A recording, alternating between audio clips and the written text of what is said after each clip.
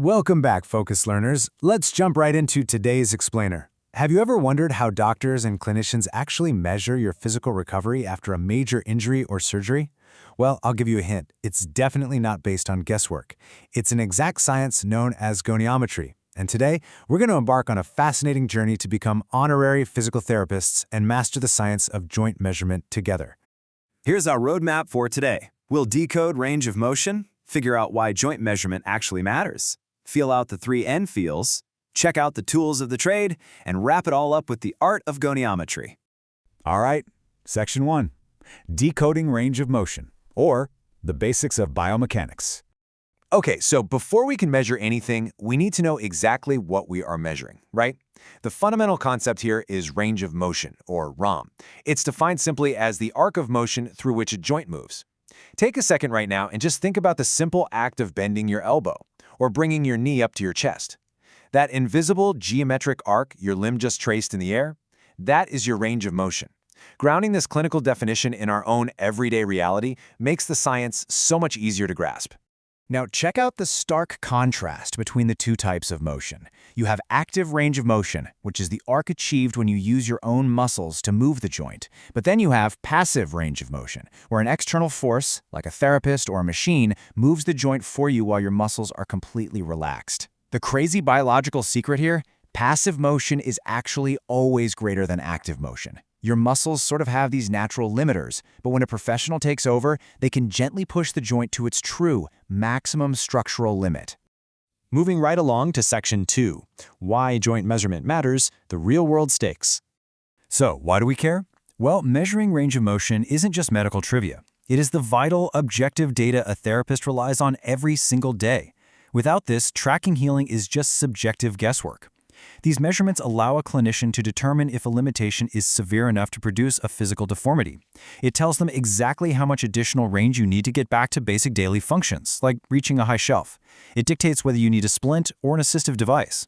Ultimately, it replaces the phrase, "I think I feel better," with cold, hard, objective proof of progression, or regression. Next up, Section 3. The 3 N feels, reading the body's limits. This is where it gets really interesting. Every bodily structure has a distinct physical resistance profile when it reaches its maximum limit. Clinicians call these end feels, and there are 3 normal types. The first is hard, which literally means bone is contacting bone. Try extending your arm right now until your elbow rigidly locks into place. Feel that sudden, solid stop? That's a hard end feel. The second is soft, which happens when soft tissue squishes together, like when you flex your bicep and your forearm physically hits the muscle. And finally, firm, which is the springy tension of a muscular or ligamentous stretch, kind of like when you flex your ankle upwards. Let's look at Section 4, Tools of the Trade, also known as the protractor for the human body. Fun fact, the word goniometry comes from the Greek gonia for angle and metron for measure. And the classic instrument used to measure these human angles is the universal goniometer. It's essentially a clear protractor body in the center, which acts as the axis or the fulcrum. Branching off from that, you have 2 distinct arms. You've got the stationary arm, which stays aligned with the non-moving part of your body, and the moving arm, which physically tracks the limb as it arcs through space to capture the exact angle. It literally is a protractor for the human body. But of course, human anatomy isn't perfectly flat, right? A straight plastic ruler just doesn't work for everything. For complex bodily curves, therapists use these fascinating devices called bubble inclinometers. They're very similar to a carpenter's level. These specialized circular tools rely on gravity and fluid to capture highly precise degrees of movement on curved surfaces, like the complex joints of the wrist or the vertebrae of the spine. And we absolutely cannot ignore the modern age. Physical therapy is evolving rapidly, actively leveraging the very smartphones sitting right in our pockets. It's amazing. Digital goniometer applications use the highly sensitive accelerometers inside standard phones to map out precise clinical alignments, like tracking the exact angle of the tibia or femur during a knee evaluation. It makes this incredible science more accessible than ever. Which brings us to Section 5, the art of goniometry, the procedural walkthrough. So how is it actually done? The process always starts with careful, deliberate preparation. Step 1 is positioning the patient for maximum comfort and stability, while the therapist ensures they have a broad base of support themselves. Moving to Step 2, the therapist observes the joint and physically palpates, or feels, for the underlying bony landmarks. And then Step 3 is a vital precursor. Before measuring anything, the clinician gently moves the limb passively to get an initial estimate of the available range and to safely test the joint's mobility. Then comes the real precision work.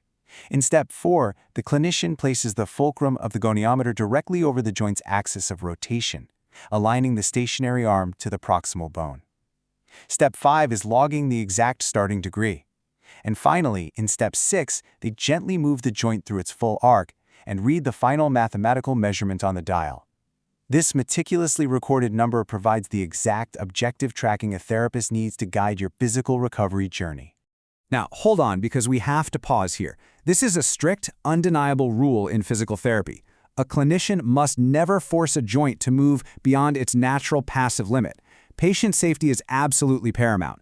This is especially true when a therapist is dealing with freshly inflamed joints, unhealed fractures, or conditions like osteoporosis. The measurement has to be precise, for sure, but it must never, ever cause harm. So, as we wrap up today's explainer, I want you to take a moment and reflect on your own body's mechanics.